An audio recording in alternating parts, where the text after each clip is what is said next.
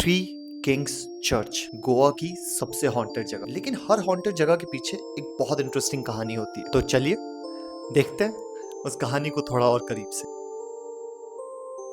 So we have finally reached in Three Kings Goa Church। थोड़ा सा डर लग रहा है पर लेट्स सी क्या होता है आगे। मेरे कुछ फ्रेंड्स हैं मेरे साथ, ठीक है। आगे की स्टोरी हम यहीं से कंटिन्यू करेंगे। हम सीढ़ियों पे हैं थ्री किंग्स चर्च के, और जैसा यहाँ कहा जाता है थोड़ा सा स्पूकी तो है। यहाँ लोग आ भी नहीं रहे हैं घूमने फिरने के लिए बहुत ज़्यादा। अब ऊपर जाके पता चलेगा कि एक्चुअली कितना स्पूकी है। बट कुछ लोकलाइट से डिस्कशन हुआ तो उन्होंने बोला कि शाम को 6 बजे के बाद अगर यहाँ कोई आता है तो बिना बीमार हुए या गायब हुए वापस नहीं आता है।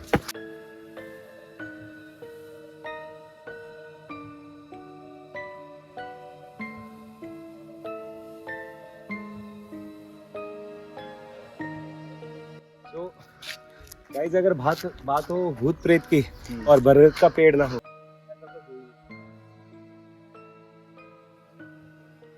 किंग्स चर्च की स्टोरी ना जितना खूबसूरत व्यू है उतनी ही दर्दनाक स्टोरी है 3 राजाओं की और लालच की।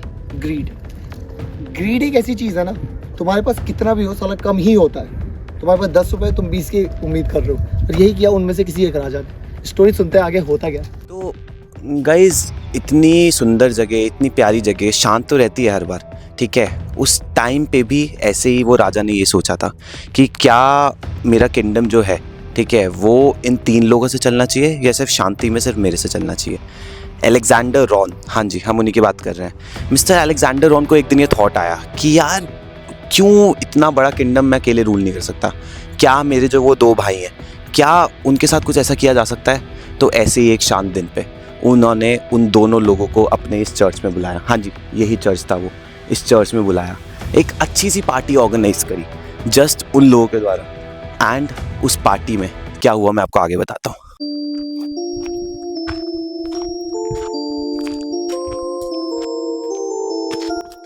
हाँ, तो जैसा कि आप लोगों को बताया, इसी रास्ते से वो लोग ऊपर गए। बिल्कुल शांति, बिल्कुल एक बहुत ही नाजुक सा दिन, कोई सिक्योरिटी नहीं, कुछ नहीं, जस्ट एक नॉर्मल लंच का प्लान था। वो लोग साथ में जाके बैठे। लेकिन जो गिल्ट ऐसी चीज़ होती है ना, और जो ग्रीड ऐसी चीज़ होती है, उनका कोई कंपैरिजन नहीं होता। उस ग्रीड के चक्कर में अलेक्जेंडर रॉन ने दोनों के खाने में जहर मिला दिया एंड दोनों को मार दिया। तो अपनी दोनों भाइयों की मृत्यु के बाद, रादर अपने दोनों भाइयों को मारने के बाद, सारे गांव वालों को जब पता लगने लगा कि राजा ने ऐसा किया है, उसने इसी चर्च के अंदर आत्महत्या कर ली। तो कहा जाता है, और कई लोकल्स से बात की तो उन्होंने भी हमको ये चीज़ की पुष्टि की कि उन तीनों की आत्माएं आज भी इसी चर्च के अंदर हैं। कुछ लोकल से बात करी, उन्होंने बताया कुछ स्टोरीज़ हैं। एक कपल एक बार इस जगह पे आया था, क्योंकि काफ़ी आइसोलेटेड प्लेस है। आप देखेंगे चारों तरफ, अगर कैमरामैन दिखा पाए, कि ज़्यादा लोग आते नहीं हैं। कुछ लोग डर के मारे नहीं आते हैं, कुछ लोग शायद इसलिए नहीं आते हैं कि उन्होंने कुछ स्टोरीज़ हैं जो सुनी हुई हैं एंड रिस्क नहीं लेना चाहते हैं। तो कुछ समय पहले की बात है, एक कपल यहाँ पे थे एंड कहते हैं कुछ बच्चों ने सुना दिया जो आसपास खेल रहे थे कि उन कपल्स की रोने की आवाज़ आ रही थी। एंड देन उसके बाद 1 हफ्ते तक उनका बुखार, जुकाम, खांसी गया नहीं है and they were on bed. देखिए, आप माने तो सब कुछ है, ना माने तो कुछ नहीं है। तो लोकल्स की माने और यहाँ पे जो हिस्ट्री रही है इस पूरे चर्च की, उसकी माने तो यहाँ पे 3 भाइयों की आत्माएं आज भी विरासत है।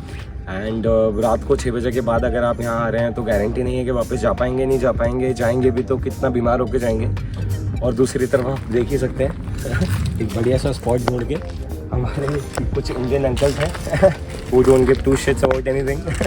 तो इंडियन अंकल्स के सामने तो अच्छों की नहीं चली, तो बेचारे 3 राजाओं की आत्माओं की क्या चलेगी। तो welcome to three kings church, आइए मज़े लीजिए। So jokes apart, but we seriously believe in everything almost what locals believe, and we hope that all the 3 souls may rest in peace. Anything? No, just have fun, be safe. And be serious about whatever the locals say. Yeah. Thank you guys. Signing off. Bye bye. तो ये church है, यहाँ से start है, ये main door है। Locals ने बताया कि डेली सुबह आके यहाँ पे पूजा के बाद ये टांगा जाता है ताकि आत्माएं कभी इस दरवाजे से बाहर ना निकले। और अगर आप देखेंगे तो दरवाज़ा ऑलरेडी बंद है, और इसी दरवाजे के उस पार आप अगर होना चाहे तो रूबरू हो सकते हैं तीनों भाइयों की आत्माओं से। तो जिस पेक्यूलियर चीज़ की हम आपसे बात कर रहे थे, क्या थोड़ा कैमरामैन पास आके ये नंबर्स दिखा पाएंगे? 2, 6, 8, 3, B1, 10। ये नंबर्स बहुत ही मिस्टीरियस है, ऐसा हमें भी लगता है, आपको भी लगता है। तो जो स्टोरी निकल के आई है सामने वो ये है कि इन नंबर्स के थ्रू हम उनसे बात कर सकते हैं। हाँ जी, सही सुना आपने, जो ऊजा बोर्ड होता है ये एक लाइव ऊजा बोर्ड है जिसके थ्रू यहाँ पे रात को पत्थर उछालते हैं एंड आप सीधा उनसे बात कर सकते हैं। और बोला जाता है कि ये जगह ठंडी रहती है। क्यों रहती है? क्योंकि जैसे ही आप ऊजा बोर्ड के किसी एक नंबर पे खड़े होंगे आपको पता चलेगा आपके आसपास कुछ है, और वो ठंडी हवाएं, वो आत्माएं आपके चारों तरफ घूमेगी, गोल गोल गोल गोल गोल गोल। तो अभी भी अगर आप ध्यान से देख पाए तो हवाएं चल रही है, गोल गोल हवाएं चल रही है, लेकिन आगे की स्टोरी में और कुछ इंटरेस्टिंग है। And have fun. Signing off. Sandeep and Adi.